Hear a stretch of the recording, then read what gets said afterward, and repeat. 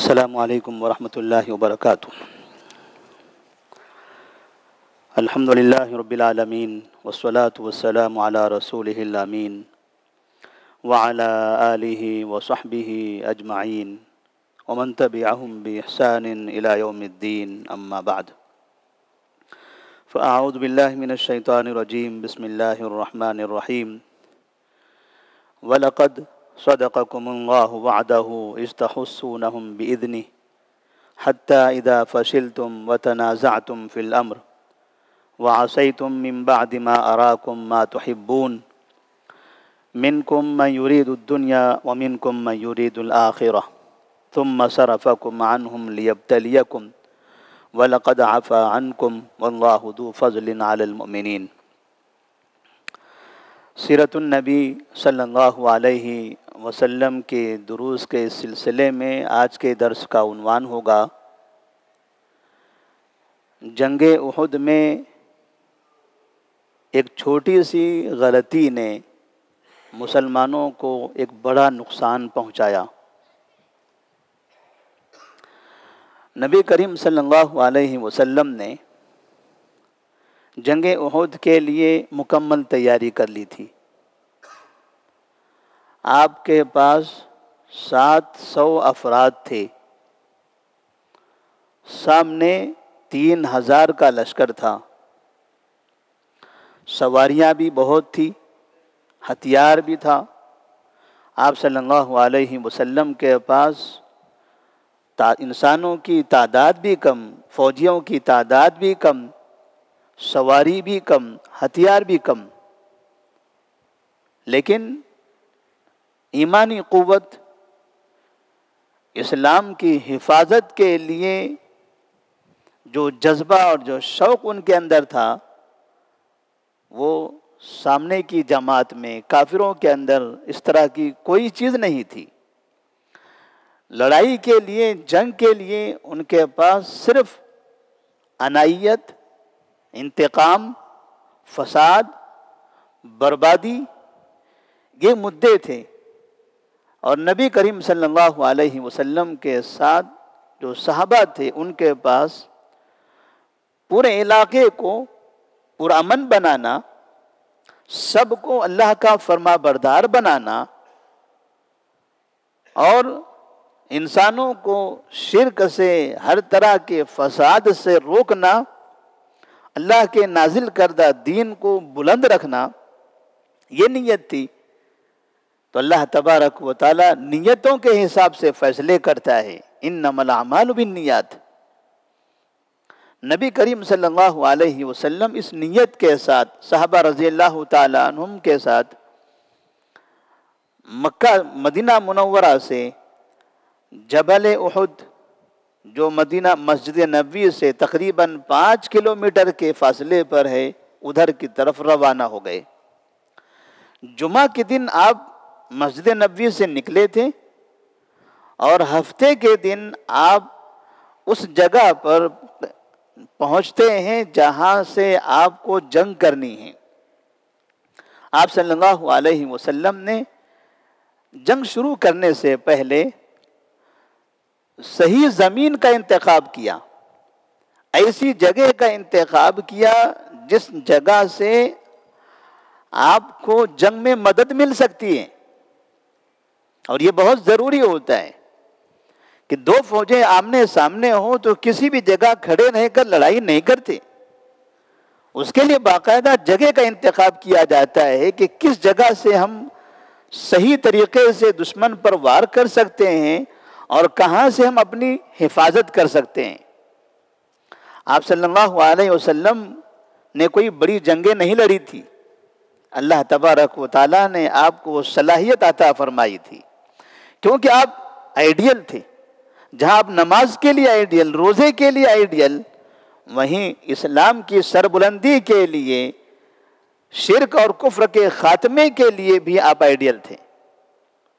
تو آپ صلی اللہ علیہ وسلم احد پہاڑ کے پاس ایسی جگہ قیام کرتے ہیں کہ احد پہاڑ آپ کی پیٹھ کے پیچھے ہوتا ہے، اور پھر ایک ایسی جگہ پر جہاں احد پہاڑ تھوڑا سا ایسی جگہ پر آپ نے قیام کیا کہ پیٹھ کے پیچھے بھی پہاڑی رہی اور تھوڑا سا دائیں جانب بھی پہاڑ کا ایک بڑا حصہ تھا. اس سے یہ ہوا کہ پیٹھ کی طرف سے آپ محفوظ ہو گئے، دائیں طرف بھی پہاڑ کا ایک بڑا سا حصہ موجود ہے، اس سے بھی آپ دائیں طرف سے اپنے آپ کو محفوظ کر لیا. اور سامنے جو آپ نے لشکر رکھا تھا اس میں میمنہ اور میسرہ کے اعتبار سے دائیں جانب کون رہے گا فوج کے اور بائیں جانب کون رہے گا، تو آپ نے دائیں جانب منذر بن عمرو رضی اللہ تعالیٰ عنہ کو کھڑا کیا اور بائیں طرف سے زبیر بن عوام رضی اللہ تعالیٰ عنہ کو کھڑا کیا. زبیر بن عوام رضی اللہ تعالیٰ عنہ کو بائیں طرف کھڑا کر کے یہ بتا دیا گیا کہ ادھر خالد بن ولید ہیں، سامنے کے لشکر میں میسرہ میں خالد بن ولید ہیں، لہذا ان کے راستے کو تم روکے رکھنا، یہ بڑا بہادر شخص ہے، یہ ہم پر حملہ کر سکتا ہے، لہذا تمہاری جو طاقت ہوگی، تمہاری جو صلاحیت ہوگی، خالد بن ولید اور ان کے ساتھیوں کو اپنے قریب پہنچنے سے روکنا. آپ صلی اللہ علیہ وسلم نے اس طرح سے یہ ترتیب دے دی. اور بائیں طرف کا ایک بڑا حصہ جہاں پر ایک پہاڑی تھی، چھوٹی سی پہاڑی جس کو جبل رمات کہا جاتا ہے، اس پہاڑ پر آپ نے 50 لوگوں کو متعین کر دیا اور ان سے یہ کہا کہ آپ بائیں طرف کے حصے سے ہماری حفاظت کریں. تو پچھلا حصہ پہاڑ سے، دایاں حصہ بھی پہاڑ سے محفوظ ہو گیا جبل احد سے، بائیں طرف کا حصہ تھا وہ جبل رمات سے محفوظ ہو گیا. دشمن اب صرف سامنے کے حصے میں ہے. آپ صلی اللہ علیہ وسلم نے اپنے خیمے کے لیے پہاڑ کی اونچائی پر جگہ منتخب کر لی تاکہ اوپر سے پورا میدان نظر آئے، مسلمان بھی دکھائی دیں جو ہمارے ساتھ ہیں اور سامنے جو کفار ہیں وہ بھی دکھائی دیں، کہاں سے کون سی حرکت ہو رہی ہے، کدھر سے کہاں سے کون آگے بڑھ کر مسلمانوں پر حملہ کر رہا ہے، وہ نظر رکھی جائے اور اس حساب سے مسلمانوں کو احکامات دیے جائیں. آپ صلی اللہ علیہ وسلم نے اس طرح سے پہاڑ کی اونچائی پر اپنا خیمہ بنایا اور وہاں سے آپ سب پر نظر رکھنے لگے، وہاں سے نگرانی کرنے لگے کہ اگر کبھی مشرکین غالب آ جاتے ہیں تو پہاڑ تک اوپر کی طرف آنے میں انہیں دشواری ہو، نبی کے پاس جلدی نہ پہنچ سکیں اور اوپر سے آنے والوں پر حملہ کیا جا سکے. اور اگر کبھی جنگ ہار گئے، نکل جانا پڑے، میدان چھوڑ کر جانے کی نوبت آ جائے تو آپ صلی اللہ علیہ وسلم وہی پہاڑ کی طرف سے اپنے آپ کو محفوظ کر لیں. اس طرح سے آپ صلی اللہ علیہ وسلم نے یہ میدان بچھا لیا تھا. جبل رمات یہ قریب پہاڑ جبل احد کے بالکل سامنے موجود ہیں. آپ نے وہاں پر جبل رمات پر 50 تیر اندازوں کو کھڑا کیا تھا جن کا ایک ذمہ دار بنایا تھا عبداللہ بن جبیر انصاری رضی اللہ تعالیٰ عنہ کو. عبداللہ بن جبیر انصاری رضی اللہ تعالیٰ عنہ کو اس پہاڑ پر ذمہ دار بنا کر آپ نے انہیں ایک نصیحت کی تھی. یہ بڑا اہم تھا. اس پہاڑ پر جو 50 افراد تھے، 700 افراد ہیں مکمل، جن میں سے 650 میدان میں ہیں اور 50 پہاڑ کے اوپر ہیں. آپ نے ان لوگوں سے کہا کہ تم صرف پہاڑ پر ہی رہو، نیچے آپ کو نہیں اترنا ہے. نیچے ہم جنگ لڑتے رہیں گے، نہ ہمیں بچانے کے لیے آنا ہے، نہ ہماری مدد کرنے کے لیے آنا ہے، کچھ بھی نہیں کرنا ہے. آپ صرف اوپر رہیں گے. اسی جگہ سے جب کبھی ادھر آپ کی طرف سے کوئی لڑنے کے لیے، کوئی کافروں میں سے کوئی شخص ادھر سے گھوم کر آنے لگے تو آپ ان پر حملہ کرنا ہے. جنگ شروع ہو گئی.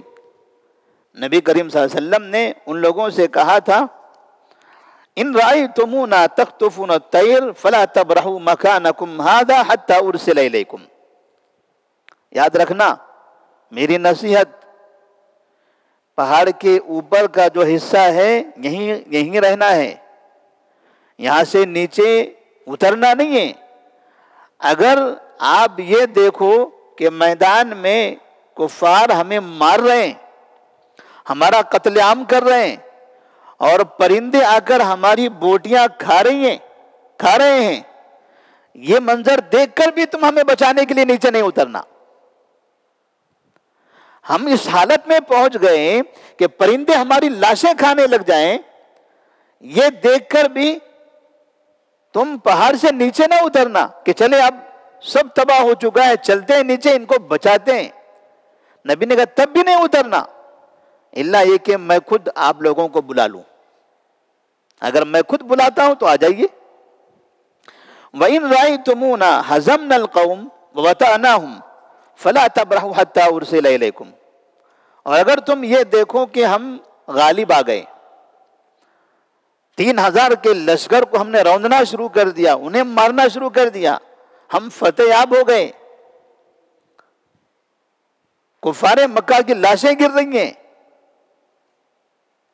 تم یہ نہ سمجھنا کہ ہم غالب آ چکے، اب جنگ ختم ہو رہی ہے، کفار مکہ بھاگ رہے ہیں، مسلمان فتح یاب ہو رہے ہیں، چلے نیچے چلتے ہیں۔ فتح ہونے لگے، ہم کفار مکہ کی لاشیں گرانے لگے، یہ منظر دیکھ کر بھی تم نیچے نہیں اترنا فتح کی خوشی میں، حتی ارسل الیکم، یہاں تک کہ میں تم کو خود بلا نہ لوں۔ آپ صلی اللہ علیہ وسلم نے یہ پہاڑ پر 50 تیر اندازوں کو یہ نصیحت کر کے وہاں روک دی، میدان میں اتر گئے، 650 صحابہ اب میدان میں ہیں، سامنے 3000 کا لشکر ہے، جنگ شروع ہو گئی، 650 3000 پر غالب آ گئے۔ نبی کریم صلی اللہ علیہ وسلم کے ساتھ جو افراد موجود تھے تعداد میں ضرور کم تھے، لیکن وہ طاقت کے اعتبار سے وہ 3000 کے لشکر پر بھاری تھے۔ ایسے ایسے بہادر صحابہ تھے، ان میں ایک ایک صحابی کئی کافروں کے لیے کافی تھا۔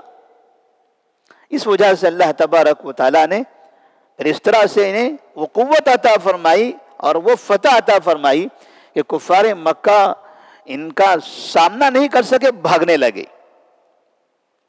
جس کو جہاں سے موقع ملتا تھا ادھر بھاگے جاتا تھا، اور سب نے مکے کا راستہ اپنایا۔ کفار مکہ کی طرف بھاگنے لگے، سامنے مدینہ ہے، ادھر نہیں آ سکتے کیونکہ ادھر مسلمانوں کا لشکر ہے، سامنے پہاڑ بھی ہے، احد پہاڑ، ایک ہی راستہ تھا مکے کی طرف بھاگنے کا۔ سب مکے کی طرف بھاگ رہے تھے، اور اسی جانب بائیں طرف جبل رمات ہے، جو 50 تیر انداز جہاں موجود ہیں۔ بہت سے لوگ نکل گئے، بہت سے لاشیں گری ہوئی تھی، کئی لوگ بہت آگے تک بھاگ چکے تھے، مسلمان ان کا پیچھا کر رہے تھے۔ یہ 50 لوگوں نے دیکھا کفار مکہ تو بھاگ رہے ہیں، میدان خالی ہو گیا ہے، جہاں دیکھو وہاں مسلمان ہی نظر آ رہے ہیں، کافر کمزور پڑ گئے، اب اوپر رہنے کا کیا مطلب، کوئی خطرہ نہیں ہے، چلیے نیچے اتر جاتے ہیں۔ نیچے اترتے ہیں، یہ 50 افراد میں سے تقریباً لوگ نیچے اتر گئے۔ وہ عبداللہ بن جبیر انصاری رضی اللہ تعالیٰ عنہ جو ان کے ذمہ دار تھے، انہوں نے ان کو روکا کہ نبی صلی اللہ علیہ وسلم نے ہمیں منع کیا تھا، آپ کا جو فرمان تھا اس کو یاد کرو، آپ نے کہا تھا کہ اگر ہم نے رون دیا کافروں کو، مکمل طور پر ختم کر دیا، تب بھی نیچے نہیں اترنا ہے جب تک کہ میں تمہیں خود نیچے اترنے کو نہ کہہ دوں۔ لوگوں نے کہا بات صحیح ہے، آپ نے تاکید پیدا کرنے کے لیے ہمیں یہاں ثابت قدم رہنے کے لیے کہا تھا، ثابت قدم ہم رہے، جنگ کے میدان سے ہم بھاگے نہیں، جنگ ہمارے ہاتھ میں آ چکی ہے، آپ کا جو مقصد تھا وہ پورا ہو گیا، ہم جیت گئے، چلتے ہیں نیچے۔ اس طرح سے وہ تیر انداز وہاں سے نیچے اترتے ہیں۔ کفار مکہ جو بھاگ رہے تھے، ان واپس جانے والوں میں سے خالد بن ولید بھی تھے، وہ موقع کی تلاش میں تھے۔ خالد بن ولید رضی اللہ تعالیٰ عنہ جو ابھی تک مسلمان نہیں ہوئے تھے، وہ کبھی جنگوں سے بھاگا نہیں کرتے تھے، وہ اگر کسی وجہ سے پیچھے ہٹتے تھے تو اس لیے نہیں کہ اب وہ ڈر گئے یا بھاگ رہے ہیں، وہ اس لیے کہ اب ایک نئی ترکیب کے ساتھ وہ آگے بڑھنے والے ہیں، اور پیچھے پیچھے پلٹ کر وہ ایسا حملہ کریں گے کہ آگے والے پریشان ہو جائیں۔ لوگوں کو لگتا کہ شاید چلے گئے، پست ہو گئے، معاملہ ختم ہو گیا۔ خالد بن ولید رضی اللہ تعالیٰ عنہ ذرا پیچھے نکلے، اور وہ پہاڑ کے حصے میں جہاں 50 افراد موجود تھے، انہوں نے دیکھا تقریباً لوگ نیچے اتر گئے، پہاڑ خالی ہو گیا ہے۔ وہ پیچھے سے اس پہاڑ کے اوپر چڑھ گئے، وہاں جتنے لوگ تھے ان کو مارنا شروع کر دیا، پہاڑ خالی ہو گیا۔ اب ادھر نیچے مسلمان ہیں جو جیت چکے تھے، تلواریں نیام میں رکھی ہوئی تھی، لوگ سامان جمع کر رہے تھے، ان کا چہرہ ادھر تھا۔ خالد بن ولید رضی اللہ تعالیٰ عنہ اپنے لشکر کو لے کے پیچھے سے آتے ہیں اور اچانک ایسا وار کرنے لگتے ہیں کہ مسلمان تتر بتر، کسی کو سمجھ نہیں آ رہی تھی کہ کیا کرنا ہے، کہاں سے کیا ہو گیا یہ، ہم تو جیت چکے تھے، کفار بھاگ رہے تھے، آئے کہاں سے پھر، اور اس طرح سے کیسے یہ پیچھے سے آ کے حملہ کر رہے ہیں۔ لوگ پیچھے پلٹتے اس سے پہلے ان کی گردن گر جاتی تھی، سمجھ میں نہیں آ رہا تھا، اور دیکھتے ہی دیکھتے 70 مسلمانوں کو شہید کر دیا گیا۔ ایک بڑا حادثہ پیش آیا، نبی کریم صلی اللہ علیہ وسلم نے دیکھا اب پہلے کفار بھاگ رہے تھے، اب مسلمان بھاگ رہے ہیں، کیونکہ ان کے پیچھے سے حملہ ہوا ہے اور مسلمانوں کو سمجھ نہیں آ رہی ہے، لہذا مسلمان اب مدینے کی طرف دوڑ رہے ہیں، مدینے کی طرف دوڑ رہے ہیں۔ نبی کریم صلی اللہ علیہ وسلم احد پہاڑ کے اوپری حصے پر تھے، آپ نے لوگوں کا آواز دی، پھر سے ان کو جمع کیا، ہمت دلائی، اور دوبارہ ان سے مقابلہ ہوا، اور پھر کفار مکہ یہاں سے واپس چلے گئے۔ اگر اسی طرح وہ چلے جاتے مدینے کی طرف تو کفار مکہ ان کا پیچھا کرتے کرتے قریب تک بھی پہنچ سکتے تھے۔ نبی کریم صلی اللہ علیہ وسلم نے جب دوبارہ آواز دی ہے تب مسلمان پلٹ کر آئے ہیں، اور پھر سے انہوں نے ہمت سے لڑائی کی، مقابلہ کیا، پھر کافر یہاں سے بھاگ نکلے، اور اس طرح سے جنگ ختم ہو گئی۔ کفار مکہ نے یہ عہد کیا تھا، جنگ بدر کا ہم انتقام لے کر رہیں گے۔ جنگ بدر میں مسلمانوں نے کفار مکہ کے بڑے بڑے سرداروں کو قتل کیا تھا، 70 افراد مارے گئے تھے، 70 قیدی بنا لیے گئے تھے۔ 70 افراد کے بدلے میں جنگ احد میں کافروں نے 70 مسلمانوں کو شہید کر دیا، ان کا انتقام، ان کا بدلہ برابر ہو گیا۔ نبی کریم صلی اللہ علیہ وسلم کو بڑا افسوس ہوا، تیاری تو اتنی اچھی کر لی گئی تھی، ہم کامیاب بھی ہو گئے تھے، کافر تو بھاگ رہے تھے، پھر یہ کیا ہوا، کہاں چوک ہوئی، کہاں غلطی ہو گئی؟ تو پتہ چلا وہی تیر اندازوں کی وجہ سے، جن سے کہا گیا تھا کہ ہماری بوٹیاں پرندے کھانے لگے تب بھی مدد کے لیے نہ اترنا، اگر ہم کافروں کا خاتمہ کرنے لگے تب بھی جشن منانے کے لیے خوشی میں نیچے نہ اترنا، دونوں حالت میں آپ کو نیچے نہیں اترنا ہے، جب تک کہ میں تمہیں خود نہ کہہ دوں تب تک کہ آپ کو نیچے آنا ہی نہیں ہے۔ ان میں سے کچھ لوگوں نے یہ سمجھا کہ آپ صلی اللہ علیہ وسلم کا مقصد یہ تھا کہ ہم اس جگہ پر پامردگی سے، بڑی ہمت سے، شجاعت سے لڑتے رہیں گے جب تک کہ جنگ ختم نہ ہو جائے۔ اب جنگ ختم ہو چکی ہے، آپ کے بولنے کا جو مقصد تھا وہ ختم ہو گیا، چلیے نیچے اترتے ہیں۔ یہ چھوٹی سی غلطی جس کی وجہ سے تقریباً 70 مسلمانوں کو اپنی جانیں گنوانا پڑی۔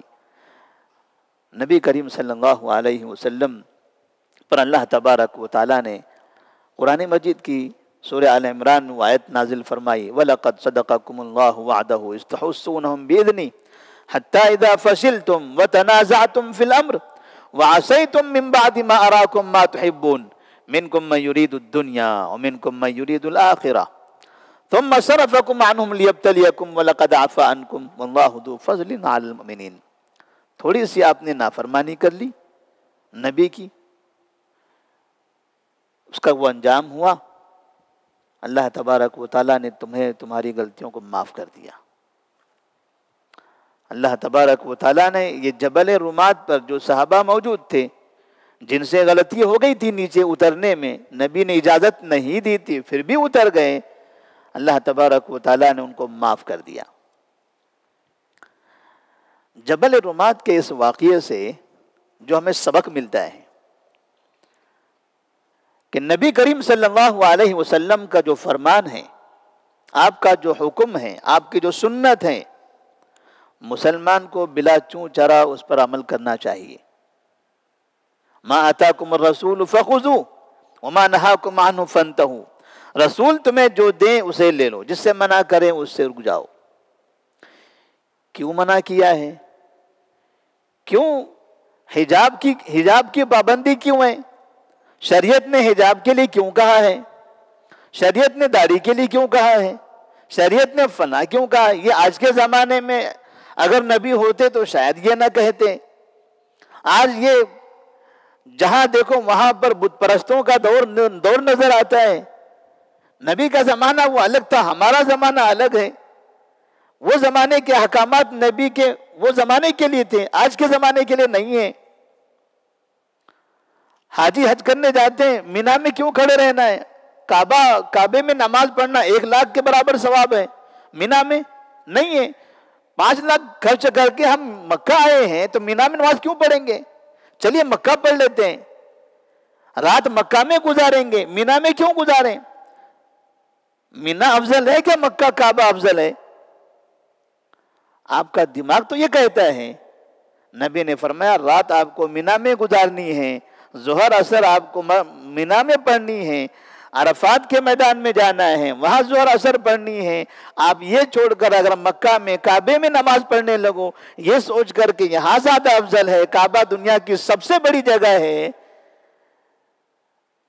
ہم سمجھ رہے ہیں ہماری سوچ کے حساب سے وہ ہمیں اچھا نظر آ رہا ہے، لیکن یہاں مسئلہ اس کا نہیں ہے، مسئلہ نبی کی اطاعت کا ہے، مسئلہ نبی کی فرما برداری کا ہے۔ کسی بھی جگہ پر اچھائی کو دیکھ کر اچھی نیت سے بھی اگر ہم اچھا کام کرنے کی کوشش کرتے ہیں لیکن وہاں نبی کی نافرمانی ہو رہی ہے تو وہ نہ نیت ہمیں فائدہ دے گی نہ اچھا کام ہمیں ثواب دے گا۔ اچھا کام بھی ہمیں ثواب نہیں دے گا، اچھی نیت بھی ہمیں ثواب نہیں دے گی جب تک کہ نبی کا فرمان نہ ہو اس سلسلے میں، جب تک کہ وہ کام نبی کی سنت کے مطابق نہ ہو۔ نبی کریم صلی اللہ علیہ وسلم نے اس جبل رومات کے اس واقعے سے گویا ایک پیغام یہ بھی دے دیا کہ اگر کبھی انسانوں سے، نبی کی امت سے کسی وجہ سے غلطی ہو جاتی ہے تو انہیں مایوس نہیں ہو جانا چاہیے۔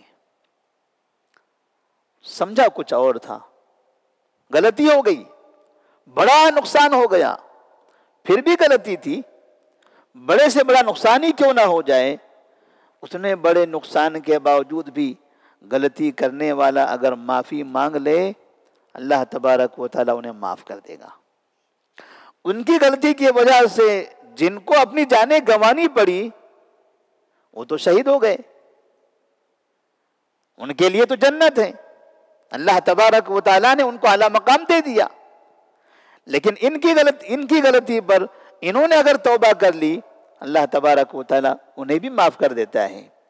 اور جنگ احد کے بعد اللہ تبارک و تعالیٰ نے آل عمران کی آیت نازل فرمائی وَلَقَدْ عَفَا عَنْكُمْ، جاؤ اللہ نے تم سب کو معاف کر دیا ہے۔